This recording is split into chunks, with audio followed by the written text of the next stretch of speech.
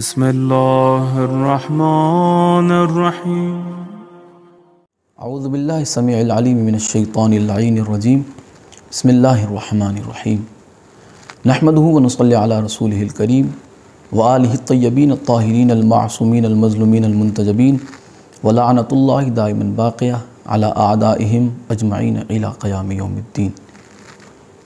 اما بعد، قال سبحانہ وتعالی فی کلامہ المبین بسم اللہ الرحمن الرحیم انا نحن نزلنا الذکر وانا لہ لحافظون. صدق اللہ العلی العظیم. دعا ہے آل محمد کا عظیم اور کریم اللہ اس ذکر خیر کو اپنی بارگاہ میں شرف قبولیت عطا فرمائے. ضروری دعا، خصوصی دعا، اہم دعا کہ مولا امام زمانہ کے ظہور میں تعجیل فرمائے، مولا امام زمانہ کے ظہور میں جلدی فرمائے، مولا امام زمانہ کے ظہور میں تعجیل فرمائے. کما قال اللہ تبارک و تعالی فی شان حبیبہ مخبر وآمرا ان اللہ وملائکتہ یصلون علی النبی یا ایہا الذین آمنوا صلوا علیہ وسلموا تسلیما. اللہم صل علی محمد وآل محمد وعجل فرجہم. سبحان ربک رب العزت عما یصفون وسلام علی المرسلین والحمد للہ رب العالمین برحمتک یا ارحم الراحمین. محترم سامعین اور ناظرین، تحریف قرآن کے موضوع پر الحمدللہ آج یہ ہماری دوسری نشست ہے. پہلی نشست میں اہل سنت کی کتابوں سے یہ واضح کیا گیا کہ یہ جو عقیدہ آج علماء اہل سنت نے، بلکہ علماء اہل سنت میں علماء سوء نے جو عقیدہ گھڑ کے عوام میں پیش کیا ہے، جو پروسا ہے، موجودہ قرآن میں اگر کوئی تحریف کا قائل ہے یا زیر و زبر کا بھی تحریف کا قائل ہے تو وہ اسلام سے خارج ہو جاتا ہے، وہ کافروں میں شمار ہوتا ہے، اس کا دین اسلام سے کوئی واسطہ نہیں ہے. تو ہم نے پچھلی نشست میں اہل سنت کی مستند ترین کتابوں سے یہ واضح کیا کہ یہ عقائد جو آج اہل سنت میں پروسے جا رہے ہیں کہ قرآن میں تحریف کا قائل کافر ہے، تو یہ عقائد اہل سنت کے اماموں کے، محدثوں کے، اکابرین کے، بلکہ صحابہ کے بھی یہ عقائد نہیں رہے. اور آج انشاءاللہ بالکل واضح ہو جائے گا کہ یہ جو عقائد ہے کہ قرآن میں تحریف کا قائل کافر ہے، تو پھر یا تو یہ عقیدہ جھوٹا ہے یا پھر اہل سنت کے اکابرین جھوٹے ہیں کہ جن سے یہ اہل سنت کی بنیادیں قائم ہیں. آج میں جو دلیل پیش کرنا چاہتا ہوں وہ ہے آیت رجم کے بارے میں، کہ جسے حضرت عمر خود تلاوت کرتے تھے، خود حضرت عمر اس کے قائل تھے، اس کا حکم نافذ کرتے تھے، اور یہ بار بار کہتے تھے کہ اگر مجھے لوگوں کا ڈر نہ ہوتا کہ لوگ یہ کہیں گے کہ عمر نے خود قرآن میں اضافہ کر دیا تو میں اپنے ہاتھوں سے اسے قرآن میں لکھ دیتا اس آیت کو. اب یہ پورا معاملہ کیا ہے میں انشاءاللہ آپ کو اہل سنت کی کتابوں کے تحت واضح کرنا چاہوں گا. آئیے ملاحظہ فرمائیں اہل سنت کی 6 کتابیں، مستند ترین کتابیں کہ حضرت عمر خود قرآن کی تحریف کے قائل تھے، قرآن میں کمی بیشی کے قائل تھے. سب سے پہلی کتاب ہے صحیح بخاری شریف، جلد نمبر 8 صفحہ 182، حدیث نمبر 6829 اور 6830. اور اگلی جو روایت ہے وہ اسی جلد نمبر 8 سے صفحہ نمبر 393 اور حدیث نمبر 7169. دوسری کتاب ہے صحیح مسلم، جلد نمبر 4 صفحہ 316، حدیث نمبر 4418. تیسری کتاب ہے سنن ابو داود، جلد نمبر 4 صفحہ نمبر 374 اور حدیث نمبر 4418. چوتھی کتاب ہے مسند احمد ابن حنبل، صفحہ نمبر 29، حدیث نمبر 197. پانچویں کتاب ہے تفسیر امام شافعی، صفحہ نمبر 555. اور چھٹی کتاب ہے مصنف عبد الرزاق، جلد نمبر 5 صفحہ نمبر 175 اور حدیث نمبر 13364. آئیے صحیح بخاری کی حدیث نمبر 6829 کی طرف چلتے ہیں. حضرت ابن عباس نے بیان کیا ہے کہ حضرت عمر نے کہا کہ میں ڈرتا ہوں کہ کہیں زیادہ وقت گزر جائے اور کوئی شخص یہ کہنے لگے کہ کتاب اللہ میں تو رجم کا حکم ہی کہیں نہیں ملتا، اور اس طرح وہ اللہ کے ایک فریضے کو چھوڑ کر گمراہ ہو جائیں جیسے اللہ تعالیٰ نے نازل کیا. اور اس آیت کو وہ باقاعدہ تلاوت کرتے تھے حضرت عمر. اچھا، یہ ہو گئی صحیح بخاری کی 6829. یعنی پتہ چلا کہ آیت رجم قرآن میں موجود تھی، قرآن کا حصہ تھا، حضرت عمر خود مانتے تھے، حضرت عمر کا خود یہ عقیدہ تھا.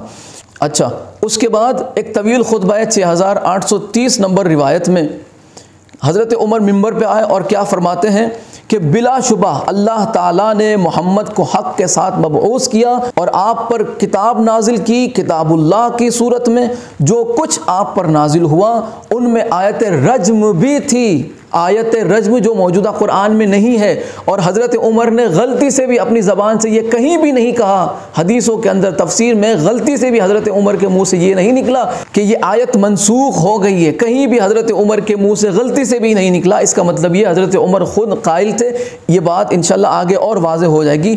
اچھا، کیا فرماتے ہیں کہ کتاب اللہ کی صورت میں جو کچھ آپ پر نازل ہوا ان میں آیت رجم بھی تھی، ہم نے اسے پڑھا تھا، رسول اللہ سے سمجھا تھا اور اسے یاد رکھا تھا، اور خود رسول اللہ نے اپنے زمانے میں رجم کرایا، پھر آپ کے بعد ہم نے بھی رجم کیا، یعنی کون؟ حضرت ابو بکر نے بھی رجم کیا، اس آیت پر عمل کیا، اس کی تلاوت ہوتی رہی، اور اس پر حضرت عمر نے بھی عمل کیا۔ لیکن یہ قرآن میں کیسے نہ آ سکی؟ جب انہوں نے رسول اللہ سے سیکھا تھا، جب رسول اللہ سے اسے سمجھا تھا، رسول اللہ سے اسے یاد کیا تھا، اس پر عمل پیرا ہو رہے تھے، پھر یہ قرآن میں کیسے نہ آ سکی؟ یہ انشاءاللہ آگے اور واضح ہو جائے گا۔ اگلی روایت اسی بخاری سے حدیث نمبر 7169 میں اس کا جو آخری حصہ ہے وہ کیا فرماتے ہیں کہ حضرت عمر نے یہ کیوں قرآن میں شامل نہیں کیا؟ فرماتے ہیں کہ حضرت عمر نے کہا کہ اگر لوگ یوں نہ کہیں کہ عمر نے اللہ کی کتاب میں اپنی طرف سے بڑھا دیا ہے تو میں رجم کی آیت اپنے ہاتھوں سے مصحف میں لکھ دیتا، اسے قرآن میں لکھ دیتا۔ حضرت عمر نے اسے کیوں نہیں لکھا قرآن میں، اپنے ہاتھوں سے اسے مصحف میں کیوں نہیں لکھا؟ اس لیے کہ حضرت عمر فرماتے ہیں کہ میرے پاس دوسرا گواہ موجود نہیں ہے، اس آیت کا صرف اکیلا میں گواہ ہوں۔ حضرت عمر انکاری نہیں ہے، وہ یہ نہیں کہتے کہ یہ آیت منسوخ ہو گئی ہے یا اس کا حکم جو ہے ختم ہو گیا یا اس کی تلاوت ختم ہو گئی ہے۔ حضرت عمر کہتے ہیں کہ میرے پاس اس کا دوسرا گواہ نہیں ہے، اس کا صرف میں اکیلا گواہ ہوں، میں نے خود رسول اللہ سے اسے سیکھا، رسول اللہ سے اسے سنا، رسول اللہ سے اسے سمجھا، اور رسول اللہ خود اپنے زمانے میں اس میں حکم نافذ کرتے تھے، اس کا عمل ہو رہا تھا، اور آیت کی تلاوت حضرت عمر کر رہے ہیں کہ یہ آیت قرآن میں موجود تھی جو اس وقت موجودہ قرآن میں نہیں ہے۔ اگلی روایت مسند احمد ابن حنبل سے صفحہ نمبر 29 اور حدیث نمبر 197، یہاں پر بھی حضرت عمر فرماتے ہیں کہ اگر مجھے لوگوں کا ڈر نہ ہوتا کہ لوگ یہ کہیں گے کہ عمر نے قرآن میں اضافہ کر دیا، قرآن کو بڑھا دیا، ورنہ میں آیت رجم کو قرآن میں لکھ دیتا۔ حضرت عمر اس کے انکاری نہیں ہے، انکاری نہیں ہے، انکاری نہیں ہے۔ انہوں نے یہ کبھی بھی نہیں کہا، خواب میں بھی نہیں کہا حضرت عمر نے کہ یہ قرآن سے منسوخ ہو گئی ہے، بلکہ وہ وجہ یہ بتا رہے ہیں کہ ان کے پاس کوئی دوسرا گواہ نہیں تھا۔ اچھا، اگلی کتاب تفسیر امام شافعی صفحہ نمبر 555، یہاں پر بھی حضرت عمر کا وہی الفاظ میں موجود ہے کہ میں اسے قرآن میں لکھ دیتا اگر مجھے لوگوں کا ڈر نہ ہوتا۔ اس روایت پر جو آخری حوالہ ہے وہ ہے مصنف عبد الرزاق کا۔ ملاحظہ فرمائے مصنف عبد الرزاق جلد نمبر 5 صفحہ 175 حدیث نمبر 13364، فرماتے ہیں کہ حضرت عمر منبر پر کھڑے ہوئے اور انہوں نے ارشاد فرمایا، اے لوگو، سنگسار کرنے کے حکم سے متعلق آیت کے حوالے سے غلط فہمی کا شکار نہ ہو جانا، کیونکہ اللہ تعالیٰ نے اپنی کتاب میں یہ آیت نازل کی تھی اور ہم نے اسے پڑھا تھا۔ اب یہ واضح کر رہے ہیں آیت رجم کے بارے میں، فرماتے ہیں کہ قرآن کا بہت سا حصہ حضرت محمد کے ساتھ ساتھ ضائع ہو گیا، رخصت ہو گیا، رسول اللہ دنیا سے چلے گئے، قرآن رسول اللہ کے ساتھ رخصت ہو گیا، اور اس آیت کے حکم کے تحت نبی کریم صلی اللہ علیہ وآلہ وسلم نے سنگسار کروایا، حضرت ابو بکر نے سنگسار کروایا، اور ان دونوں کے بعد میں نے سنگسار کروایا۔ یعنی حضرت عمر کھلم کھلا یہ منبر پہ چڑھ چڑھ کے کہہ رہے ہیں کہ قرآن جو رسول اللہ کے زمانے میں رسول اللہ پر جتنا نازل ہوا تھا اتنا قرآن موجودہ نہیں ہے، نہیں ہے، نہیں ہے۔ حضرت عمر خود قرآن کے تحریف کے قائل تھے۔ لگاؤ فتویٰ حضرت عمر پر، اگر کسی ماں نے ایسا لال جنا ہے تو وہ حضرت عمر پر فتویٰ لگائے، مجھ گناہ گار پر نہیں۔ میری تو اتنی سی غلطی ہے کہ میں نے ان روایات کو آپ کی صحیح ترین کتابوں سے پڑھ کے آپ کے سامنے رکھا ہے۔ اگر کسی کو بہت زیادہ شوق ہے فتوی بازی کا تو فتوی بازی مجھ پر بعد میں کی جائے، سب سے پہلے ان محدثین پر کی جائے، سب سے پہلے ان محدثین کو کافر کہا جائے کہ انہوں نے یہ حضرت عمر کے بارے میں عقیدہ لکھ کر کہ حضرت عمر قرآن میں کمی بیشی کے قائل تھے، اور نیچے انہوں نے سند صحیح کا درجہ دیا ان روایات کو، تو سب سے پہلے آپ خود فیصلہ کریں کہ یہ بتانے والا کافر ہے جو کہ میں ہوں، یا پھر یہ لکھنے والے کافر ہیں جو کہ آپ کے محدثین ہیں، یا اگر یہ بھی مسلمان ہے تو پھر ان کے بارے میں کیا عقیدہ ہے کہ جن کے بارے میں ان محدثین نے لکھا، حضرت عمر کے بارے میں، عبداللہ ابن عباس کے بارے میں، بی بی عائشہ کے بارے میں۔ اب یہ تو ایک آیت کی بات ہے، لیکن حضرت عائشہ کے بارے میں تو کیا کہوں، اللہ اکبر۔ حضرت بی بی عائشہ سورہ احزاب کے متعلق کیا فرماتے ہیں؟ سب سے پہلے ملاحظہ فرمائیے، دو کتابیں اہل سنت کی، پہلی کتاب ہے الاتقان فی علوم القرآن، جلد نمبر 4 صفحہ نمبر 1456، دوسری کتاب ہے تفسیر در منصور، جلد نمبر 5 صفحہ نمبر 519۔ آئیے تفسیر در منصور سے میں روایت پڑھنے لگا ہوں۔ حضرت بی بی عائشہ کا قرآن کے مصحف عثمانی کے بارے میں کیا عقیدہ تھا؟ یہ جو موجودہ ہمارے پاس ہے، یہ وہی ہے نا جس حضرت عثمان نے ترتیب دی ہے، یہ وہی ہے نا، اس ترتیب شدہ حضرت عثمان کی ترتیب شدہ مصحف میں حضرت عائشہ کا کیا عقیدہ تھا؟ دیکھیں ملاحظہ فرمائے، تفسیر در منصور جلد نمبر 5 صفحہ نمبر 519، لکھتے ہیں کہ حضرت عائشہ رضی اللہ تعالی عنہا سے روایت نقل کی ہے کہ نبی کریم کے زمانے میں سورہ احزاب کی 200 آیتیں پڑھی جاتی تھی۔ کتنی آیتیں؟ جی ہاں، آپ نے صحیح سنا، 200 آیتیں۔ اور جب حضرت عثمان رضی اللہ عنہ نے مصحف کو لکھا، جو موجودہ ہے مصحف کو لکھا، تو اسی پر قادر ہوئے جو اب موجود ہے، یعنی انہوں نے حضرت عثمان نے جتنا ملا اتنا انہوں نے لکھ لیا اور اسی پہ اکتفا کیا۔ مگر حضرت عائشہ کا کیا عقیدہ تھا کہ 200 آیتیں تھی رسول اللہ کے زمانے میں۔ اب مجھے بتائیں موجودہ جو سورہ احزاب ہے اس کی کتنی آیتیں؟ 73 آیت ہے موجودہ سورہ احزاب میں۔ سورہ احزاب کی 127 آیتیں ختم ہو گئی، وہ غائب ہو گئی، وہ ملی ہی نہیں، کبھی لکھی ہی نہیں گئی۔ حضرت عثمان کو جتنا ملا بس اتنا ہی انہوں نے لکھ لیا اور اسی پہ انہوں نے اکتفا کیا کہ بس اتنا ہے وہ صحیح ہے۔ یہ قرآن کافی کہنے والوں کا قرآن ہے، یہ انہوں نے قرآن اس طرح سے جمع کیا، جتنا ملا اتنا انہوں نے لکھ لیا۔ اب یہ دعویٰ کس طرح سے آپ نے کر دیا کہ قرآن کامل ہے؟ اس کے علاوہ فرماتے ہیں امام جلال الدین سیوطی کہ امام بخاری رحمۃ اللہ علیہ نے تاریخ میں حضرت حذیفہ رضی اللہ تعالی عنہ سے روایت نقل کی ہے کہ میں نے نبی کریم صلی اللہ علیہ وآلہ وسلم پر سورہ احزاب کو پڑھا، میں اس سے 70 آیتیں بھول گیا، میں انہیں نہیں پاتا۔ تو یہ بھول گیا کا کیا مطلب ہے؟ یہ بھول گیا کا مطلب ہے کہ وہ قرآن اتنا ضائع ہو گیا۔ اس کا مطلب یہ ہے کہ قرآن میں کمی بیشی ہوئی ہے، یہ قرآن ویسا کا ویسا نہیں ہے جیسا رسول اللہ کے زمانے میں نازل ہوا تھا۔ اس کے علاوہ اگلا حوالہ مصنف عبد الرزاق سے میں پیش کرنا چاہتا ہوں اسی سورہ احزاب کے تعلق سے۔ ملاحظہ فرمائے مصنف عبد الرزاق جلد نمبر 5 اور صفحہ نمبر 175، حدیث نمبر 13363، لکھتے ہیں کہ حضرت ابی بن کعب نے زر بن حبیش سے کہا کہ تم سورہ احزاب میں کتنی آیات کی تلاوت کرتے ہو؟ تو میں نے جواب دیا 73 آیات کی یا شاید 74 آیات کی۔ تو حضرت ابی بن کعب نے فرمایا کہ بس اتنی ہی؟ یہ سورت تو سورہ بقرہ جتنی تھی بلکہ اس سے کچھ اور لمبی تھی، اور اس میں سنگسار کرنے کے حکم سے متعلق آیات بھی موجود تھی۔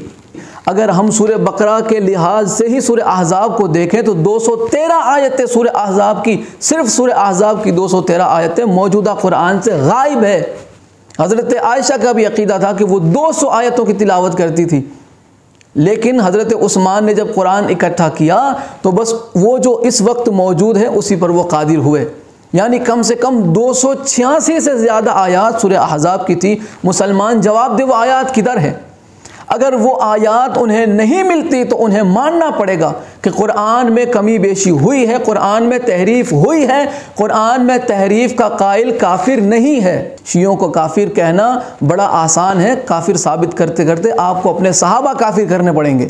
اب جو میں روایت پیش کرنے لگا ہوں بڑی خطرناک، اہل سنت کے محدثین نے خدا جانے کیا یہ زمانے میں فساد ڈالنے کے لیے اس روایات کو اپنی کتابوں میں لکھا ہے یا پھر معاملہ کچھ اور ہی ہے۔ 4 بڑی معتبر ترین کتابیں میں آپ کی خدمت میں پیش کرنا چاہتا ہوں۔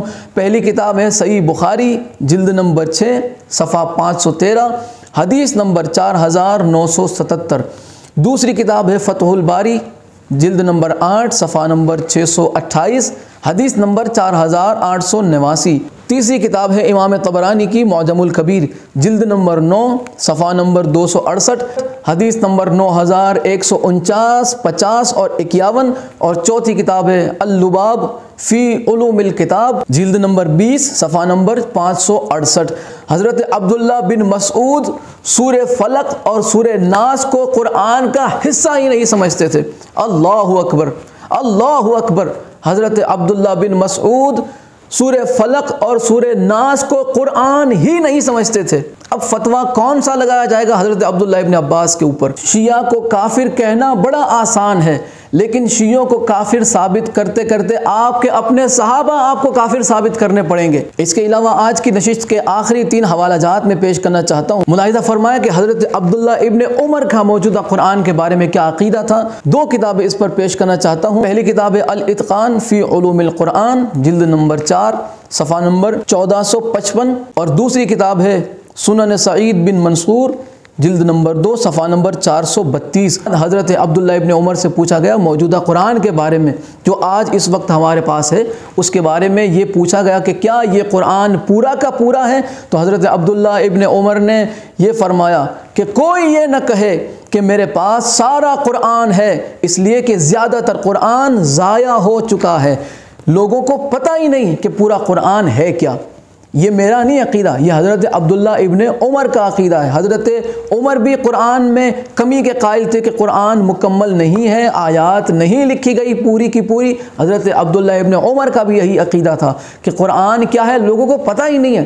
یہ کوئی دعویٰ نہ کرے کہ قرآن مکمل ہے، اس کے پاس پورا قرآن ہے، اس کے پاس کامل قرآن ہے، یہ کوئی دعویٰ نہ کرے۔ اور آج کا آخری حوالہ کہ حضرت امام مالک کا کیا عقیدہ تھا موجودہ قرآن کے بارے میں۔ ملاحظہ فرمائیں یہ کتاب کوئی چھوٹی موٹی نہیں ہے، میں نے کل بھی اس کتاب کا تعارف کروایا تھا، آج میں دوبارہ اسے دہرا دیتا ہوں۔ یہ کتاب حضرت امام ابو داود کے فرزند کی لکھی ہوئی ہے۔ اہل سنت کی جو 6 مستند ترین کتابیں ہیں، سیاہ ستہ جنہیں کہا جاتا ہے، 6 صحیح کتابیں، ان میں کی ایک صحیح کتاب حضرت امام ابو داود کی سنن ابی داود ہے۔ یہ ان کے فرزند ہیں حضرت امام ابی بکر عبداللہ بن سلیمان سجستانی، یہ ان کی کتاب ہے۔ کتاب کا نام ہے المصاحف، صفحہ نمبر 241 کے آخر میں یہ روایت شروع ہوتی ہے اور 242 کے بالکل شروع میں یہ روایت مکمل ہوتی ہے۔ کیا فرماتے ہیں؟ اور یہ صحیح سند کے ساتھ ہے، یاد رہے یہ سند صحیح ہے، اس کے بعد بھی اگر کسی کو کچھ کہنا ہے تو وہ اہل سنت کے جو 4 مسلک ہیں نا، 4 مسلک حنفی، شافعی، مالکی اور حنبلی، ان میں کا ایک امام ہے یہ امام مالک بن انس، یہ ان کی روایت ہے، یہ ان کا قول ہے موجودہ قرآن کے بارے میں، اور لکھنے والا بھی امام زادہ ہے۔ اہل سنت کے نزدیک اسے امام، اس کے والد کو امام کہا گیا اور خود اسے امام تسلیم کیا گیا، جو ابن ابو داود کے نام سے مشہور تھے۔ کتاب ہے المصاحف، اس کا صفحہ نمبر 241 اور 42۔ کیا ہے کہ ابن وہب نے امام مالک سے جناب عثمان کے جمع کردہ قرآن کے بارے میں پوچھا، تو امام مالک نے جواب دیتے ہوئے فرمایا کہ موجودہ قرآن سے بہت سی چیزیں چلی گئی ہے، بہت سی چیزیں حذف ہو گئی ہے، ختم ہو گئی ہے، یعنی اب یہ کسی کے پاس دعویٰ کرنے کی دلیل نہیں ہے کہ قرآن کامل ہے۔ اور یہ جو بات کہی جاتی ہے کہ شیعوں کے 40 سپارے تھے، ان کا قرآن 40 سپاروں کا تھا، 10 سپارے بکری کھا گئی، تو انشاءاللہ یہ بھی آپ کو میں بشرط زندگی آنے والی نشستوں میں بتاؤں گا کہ وہ 40 سپارے تو ایک طرف ہے، لیکن وہ بکری ضرور آپ کو بتاؤں گا کہ وہ بکری کس کی تھی، وہ قرآن کس کا تھا۔ یہ تو شیعوں کی طرف مشہور کر دیا کہ شیعوں کا قرآن بکری کھا گئی، بکری کھا گئی، تو وہ میں ضرور آپ کو بتاؤں گا کہ وہ کس بکرے کی بکری تھی۔ اس سے آپ کو پتہ چلے گا کہ کافر شیعوں کو نہیں کہنا چاہیے، اس لیے کہ شیعوں کو کافر ثابت کرتے کرتے آپ کے اپنے صحابہ آپ کو کافر کرنے پڑیں گے۔ آج کی نشست میں اتنا ہی۔ وَقُلْ جَاءَ الْحَقُّ وَزَهَقَ الْبَاطِلُ إِنَّ الْبَاطِلَ كَانَ زَهُوقًا كما قال الله تبارك وتعالى في شأن حبيبه مخبرا وآمرا إن الله وملائكته يصلون على النبي يا أيها الذين آمنوا صلوا عليه وسلموا تسليما اللهم صل على محمد وآل محمد سبحان ربك رب العزة عما يصفون وسلام على المرسلين والحمد لله رب العالمين برحمتك يا أرحم الراحمين۔